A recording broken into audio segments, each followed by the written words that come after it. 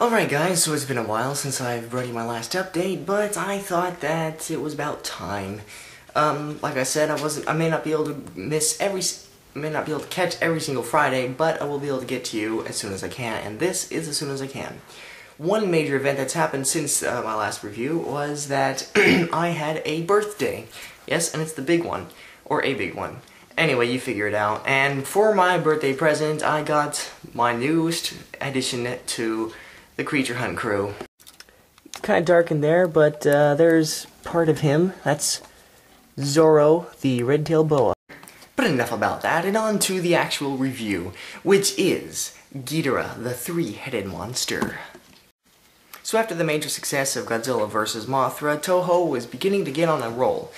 And with that role, they also continued on with even bigger success, and I think probably, in my opinion, one of the best of the 60s Godzilla movies, Ghidorah the Three-Headed Monster. This was an epic battle, to be sure, and it kind of was almost a direct sequel to Godzilla vs. Mothra.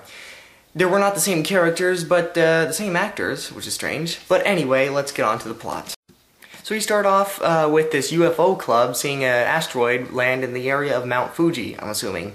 And, well, it's kind of funny to see UFO hunters in Japanese, but anyway.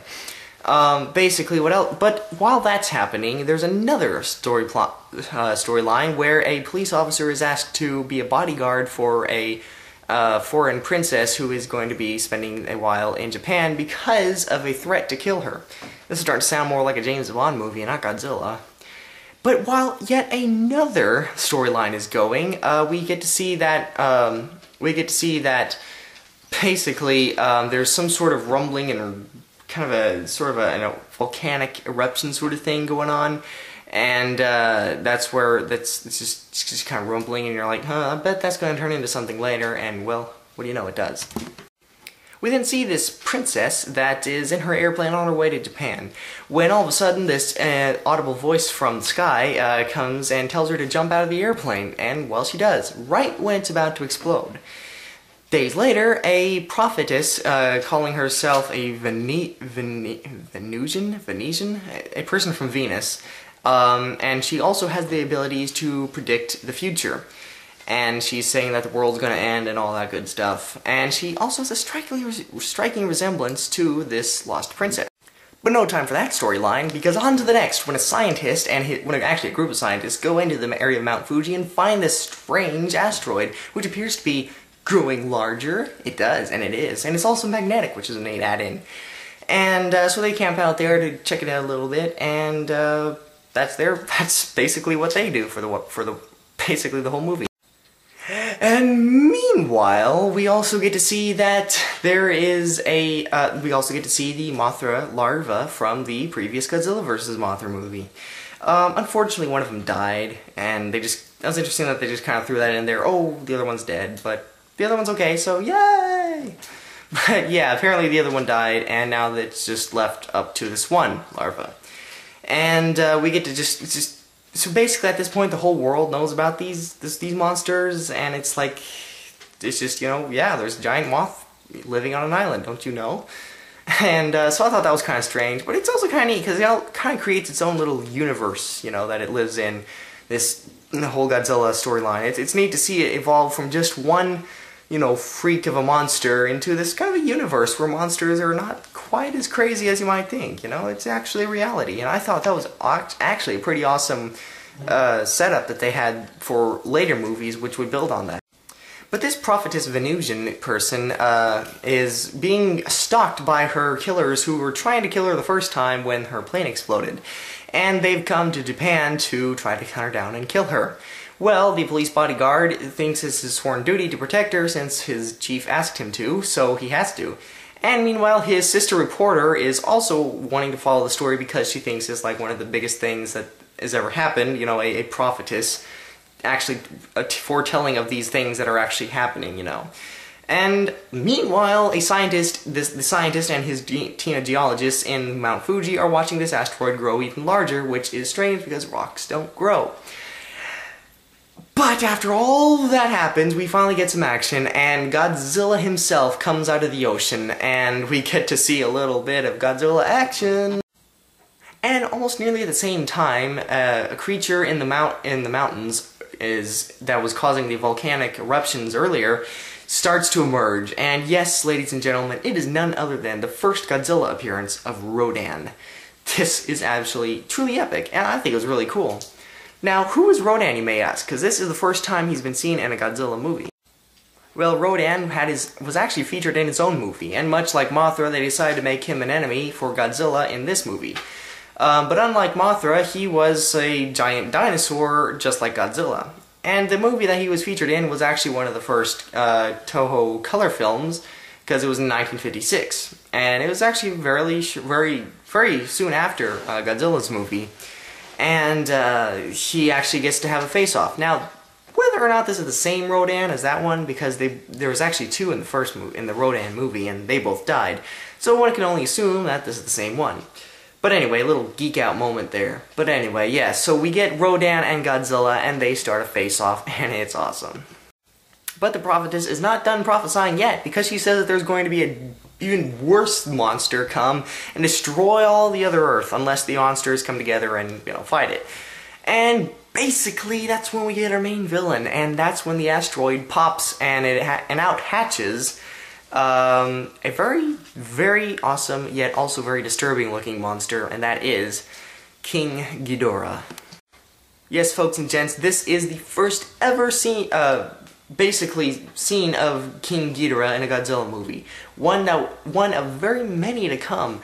A very monumental monster here. It's awesome, and it's one of the first alien monsters too, because, as they explain, it apparently destroyed this Venus culture that apparently Earth never even knew about, but it destroyed them and is now coming to Earth to destroy them too. Why it does this? Who knows? Who cares? He's just going to do it, and that's all they need to know. They gotta get it to stop. And to tell you the truth, Ghidorah is actually really threatening looking. He's actually genuinely a scary monster. He's got 3 heads, he's got hair behind his head, he flies, he's gold, he makes this weird noise. Okay, it's more threatening than that, but still, it's scary, and he's gold, and he flies, and he shoots lightning out of his mouth. I gotta admit, it's a pretty terrifying sight. If I saw that, I would be scared. So basically, the police officer, his reporter sister, and the geologist, who, interestingly enough, is the same actor who played the scientist in Godzilla vs. Mothra, and also the same actor who played the scientist in the movie Mothra. Now, once again, I don't think he's the same character. He could be, which would be awesome, but I don't think he is. But it's interesting that 3 times in a row he's played the same sort of character, but he just has that kind of face, I guess. But anyway, those 3 try to convince the fairies from Mothra Island to get Mothra larvae to team up with Godzilla and Rodan and fight Ghidorah, because 3 heads are better than 3 other heads, so they decide that is the only way Earth can survive total annihilation. So they call on little Mothra to troop herself up to Godzilla and Rodan and try to talk it out. And with help from the fairies in translation of monster talk, they get to find out that Godzilla and Rodans are kind of jerks. They actually don't care about man, and are basically giving him the middle finger and says, "Who cares? Screw you. You didn't help us out any." Basically, they want man to die because they've been mean to them, and so that's good enough reason, right?